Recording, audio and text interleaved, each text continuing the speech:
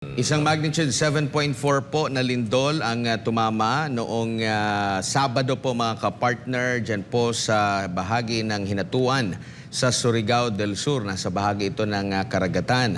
At batay sa pinakahuling report, isa ang kumpirmadong namatay habang may iilan naman na injured o nasaktan sa naturang malakas na pagyanig. At as of alas 5 kaninang umaga, umabot na po sa mahigit 1,500 mahigit po ang bilang ng mga aftershock po mga kapartner matapos nga nitong malakas na pagyanig.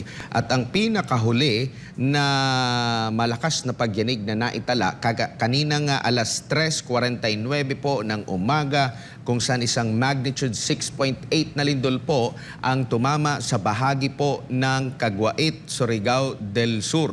67 kilometers northeast ng bayan po ng Caguait, Surigao del Sur. Nasa bahagi din ito ng karagatan mga kapartner.